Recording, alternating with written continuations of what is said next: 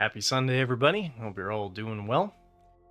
So this is the first Sunday after the release of Aetherdrift, and every Sunday what I like to do is my best of one meta breakers, which are all decks that were successfully piloted to Mythic with at least a 60% win rate and at least 50 matches.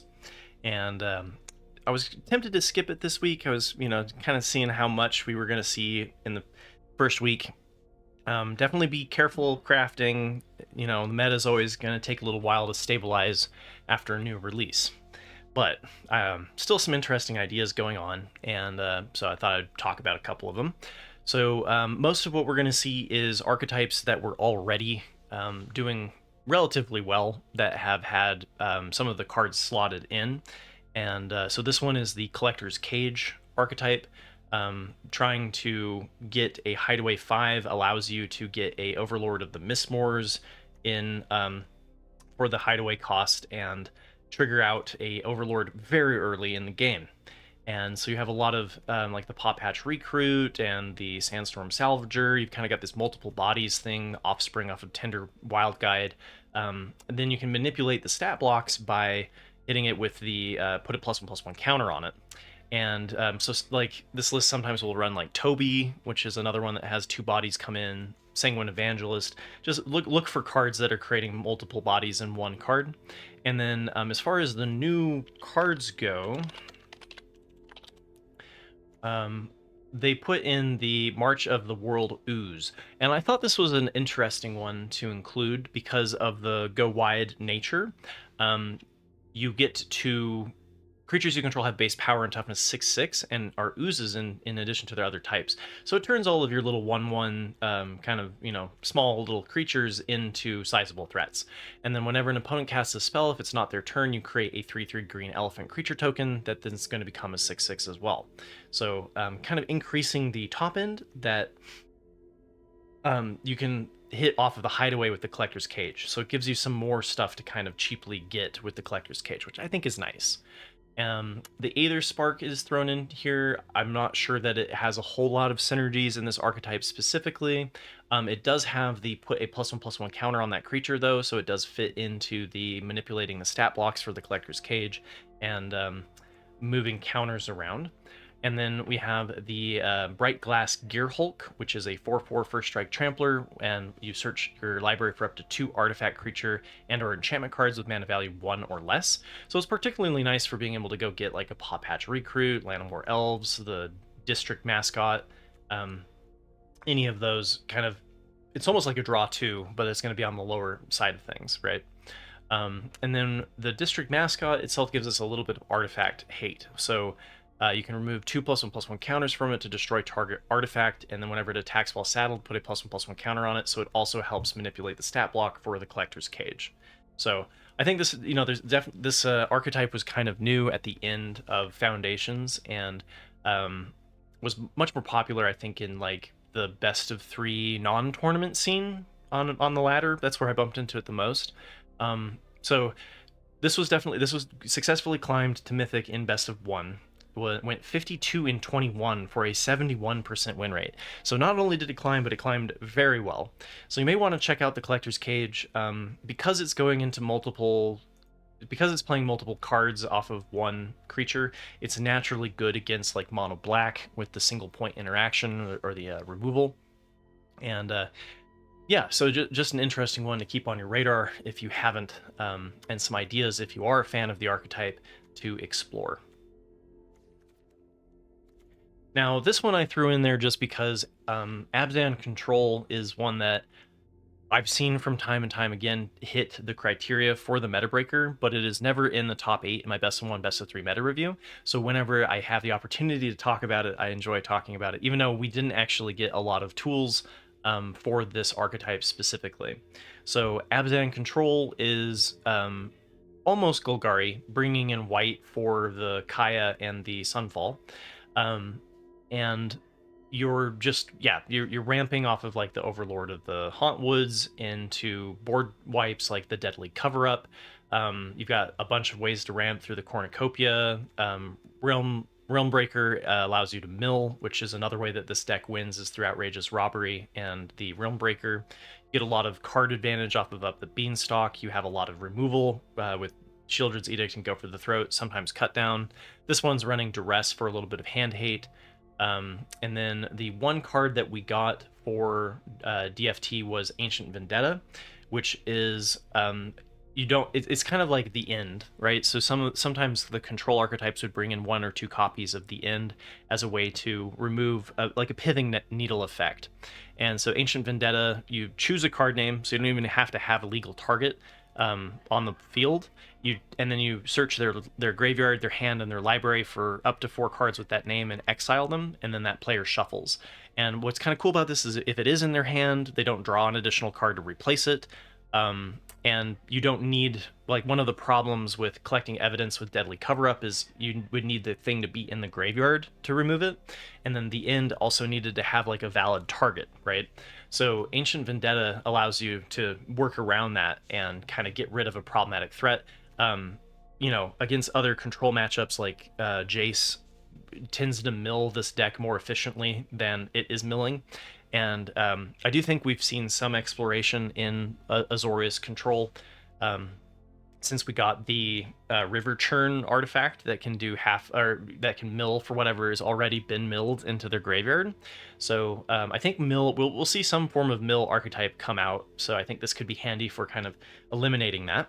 And then if you remove something like Omniscience, right, or Abuelo's Awakening, you can kind of get rid of the one combo deck in the meta right now, which we've talked about enough throughout the weeks. We actually finally are seeing it in the top 8 in the best of 1, best of 3. So hopefully I'll be talking about it tomorrow. If you're unfamiliar with it, we have been talking about it every week. So hopefully you know what I'm talking about when I say the Omniscience deck. But yeah, just kind of Painful Quandary is one that I don't usually see in this archetype. There's a couple of one-offs in here that were just kind of the pilot's creative inclusion. That could be obviously substituted for something else. But this one went 33 and 22 for a 60% win rate. So just made the criteria. And this was Abzan Control by WoW GS. Now, this one got a little bit more tools. So this one's Rakdos Sacrifice by Jack Bauer Power Hour, which is one of my favorite names so far. So this one went 66 and 37 for a 64% win rate into Mythic. And so the Rakdos Sacrifice archetype has been around in some form, especially since Duskmourn when we got Disturbing Mirth. You have a whole bunch of little tiny things that are good for sacrificing decent fodder. Spiteful Hexmage, if you can sacrifice an enchantment, you can sacrifice the cursed roll that comes off of the Spiteful Hexmage. You've got the Final Vengeance, which is really great hate for creature removal, being able to sacrifice your stuff. Deep Cavern Bat for a little bit of disruption, and Fear of Missing Out is pretty easy to get Delirium with all of the different card types, being able to sacrifice an artifact creature to Disturbing Mirth, sacrificing Disturbing Mirth to the Final Vengeance to play the sorcery gives you the Delirium 4. So this is kind of the way that you seal out the game. And you also it also is a Delirium enabler, because when it enters, you discard a card and then draw a card. Same with Inti, whenever you attack, and not necessarily with Inti, but just whenever you attack, getting that discard helps you get the Delirium turned on. And then the top end kind of fluctuates a little bit. This one's running the Alacia, who laughs at fate, and as another way of kind of looping through your graveyard of things that you have sacrificed. You can then bring them back with mana value equal to the less of the power of Alacia, and she gets a +1/+1 counter whenever you attack, and has first strike. So it's a pretty good one. And then one Screaming Nemesis helps out against like mono red, anything that can struggle to do that. This does have a best of 3 sideboard. It was probably pulled from a best of 3 list. Just looking at it, kind of looks like your classic best of 3 list. But the card that it got in DFT that I think is going to fit really nicely into it, and look at that, it's not showing up because of it being in a previous set, was Bloodghast. So Bloodghast is a 2/1 that can't block. It has haste as long as your opponent has 10 or less life. And then Landfall, whenever a land enters, you return this card from your graveyard to the battlefield. So it gives you additional sack fodder that you can just keep sacrificing and then playing a land and bringing it back. I think is better than the freebooter, the pirate that would give you the treasure token. So I think we're going to see this kind of slot into this archetype pretty nicely. And then last but not least is Boros Convoke, and I thought this one was also a natural fit for the new speed archetype, and so I see that the pilot here agreed with me. So this was Boros Convoke by Apache, and went 36 and 13, so technically they were one game short, but even if it was a loss, they still meet the criteria. They went 73%, so they're kind of just crushing the ladder. And so this one is still very much centered around getting the turn 2 Knight Errant of Eos into the turn 3 Imodane's Recruiter. You do that by playing enablers like your Novice Inspector, and then usually some other smaller targets for the Gleeful Demolition. So this one also bringing in artifacts instead of the Clockwork Percussionist is typically run there. Sometimes the Voltarian Epicure, if you're going far enough back, I guess. Or not Voltarian Epicure, that was the one that we lost in rotation. Yoshin Frontliner. Anyway, so this one is bringing in a couple of artifact creatures from DFT, and so we've got the Voyager Glide Car, which is a vehicle for 2/3 with crew 1, scries 1, and then you can tap 3 untapped creatures you control, and it becomes an artifact creature and gains flying, and you put a +1/+1 counter on it. And it's only until end of turn, though. So some of the new vehicles are permanently creatures, this one is not.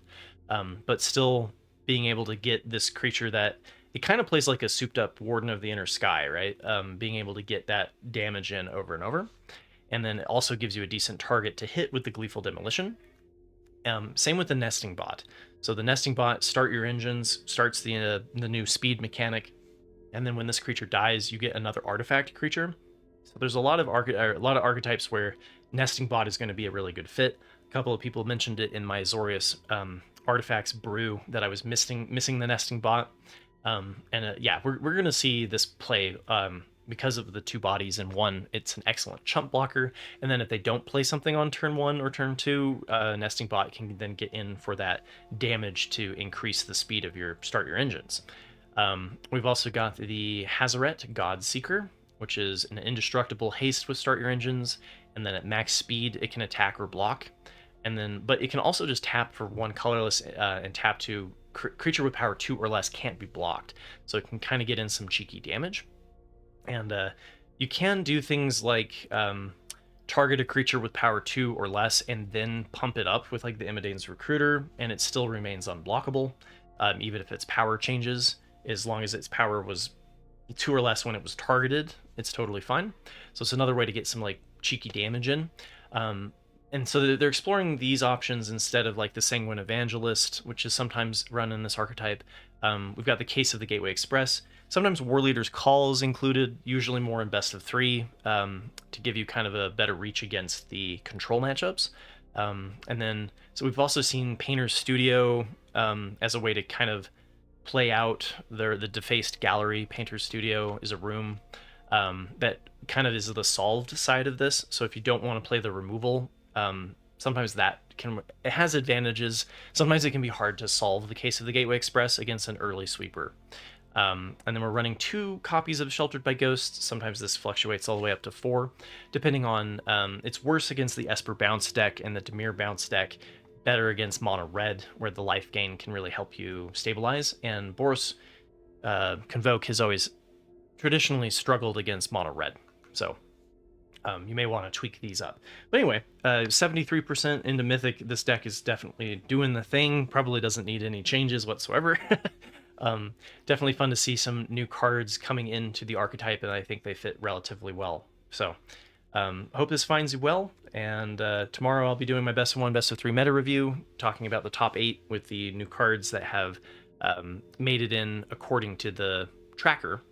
And yeah, let me know in the comments below if you liked any of these, if you think something's missing from one of the archetypes.